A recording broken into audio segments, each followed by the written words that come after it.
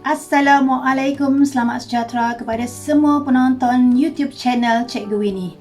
Video ini adalah video pengajaran dan pembelajaran bagi mata pelajaran Sains Rumah Tangga tingkatan 5. Jom kita tonton bersama-sama.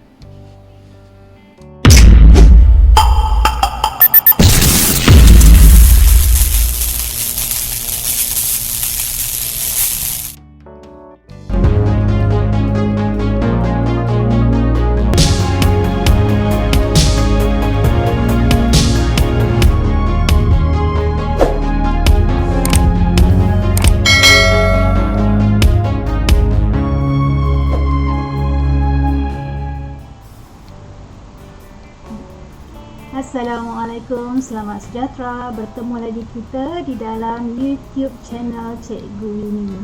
Baik, Cikgu mendoakan semoga semua yang menonton video pada kali ini berada di dalam keadaan yang sihat walafiat dan terhindar daripada COVID-19. Hari ini Cikgu akan sambung lagi berkaitan dengan tajuk 4.8 hidangan roti dan masakan beris. Kalau pelajar ingat lagi pada video PDP yang lepas, cikgu telah mengajar berkaitan dengan 7 langkah asas dalam penyediaan roti, 7 langkah asas dalam penyediaan roti, dan di dalam video itu cikgu ada sebut beberapa istilah seperti dough. Okey, baik. So hari ini kita akan berkenalan dengan jenis-jenis dough yang ada di dalam penghasilan roti dan masakan beris. Standard pembelajaran pada hari ini adalah 9.8.3 mengenal pasti bahan dan kaedah membuat roti dan masakan beris. Okay. Tetapi hari ini standard pembelajaran ini adalah berfokus kepada jenis-jenis dough. Okay. Baik, kita tengok jenis-jenis dough yang terdapat dalam penghasilan roti dan masakan beris. Yang pertama adalah roti dough rendah lemak dan gula, maknanya lean dough dalam bahasa Inggeris. Yang kedua, dough berkandungan lemak dan gula tinggi ataupun rich dough. Okay, gula tinggi, lemak tinggi, kita kenali dia sebagai rich dough. Yang ketiga, dough satu langkah ataupun straight dough method, dan yang keempat dough kaedah span ataupun sponge dough method. Okay. Kita pergi dough yang pertama, iaitu dough rendah lemak dan gula ataupun lean dough. Okay. Dough rendah lemak dan gula ini ataupun lean dough adalah dough yang dihasilkan sesuai untuk roti dan masakan beris yang berpermukaan keras dan garing apabila dibakar. Cuba pelajar perhatikan gambar ni ya. Okay, ini adalah contoh roti yang telah dihasilkan, permukaannya agak keras dan juga garing. Baik, roti dan masakan beris yang menggunakan kandungan bijirin yang tinggi juga menggunakan dough jenis yang rendah lemak dan gula. Contoh adalah roti Perancis, Vienna dan roti Itali. Ini biasanya yang dikaitkan dengan roti continental lah kalau pelajar ingat lagi klasifikasi roti. Baik, bagaimana cara kita nak membezakannya adalah perbezaan roti Perancis dengan roti Itali ni kita boleh bezakan dia dari segi ukuran, bentuk dan juga rasanya. Kalau yang panjang-panjang macam ni biasanya adalah roti Perancis lah. Okey, kalau roti Itali dia adalah yang bentuk macam ni, bawah ni. Okey, kita berkenalan dengan dough yang kedua, iaitu dough berkandungan lemak dan gula tinggi ataupun rich dough. Kalau pelajar perhatikan gambar-gambar ini pun dah telah menunjukkan ini adalah contoh dough yang mana lemak dan gula yang digunakan di dalam adunan dough itu adalah tinggi.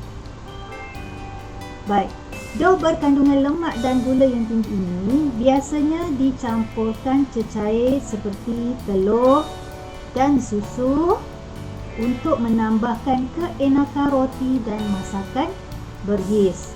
Contoh ban berinti ataupun dinner rolls. Dinner rolls.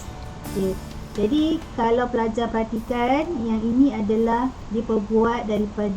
roti ini diperbuat daripada dough yang mempunyai lemak dan gula yang tinggi.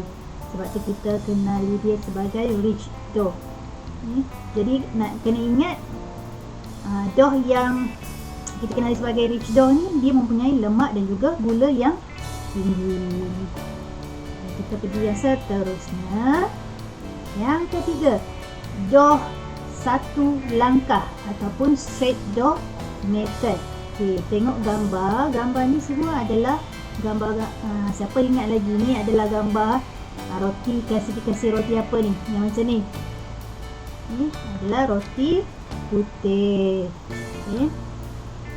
Baik, dough satu langkah ini dia merupakan kaedah mengadun semua bahan dalam waktu yang sama.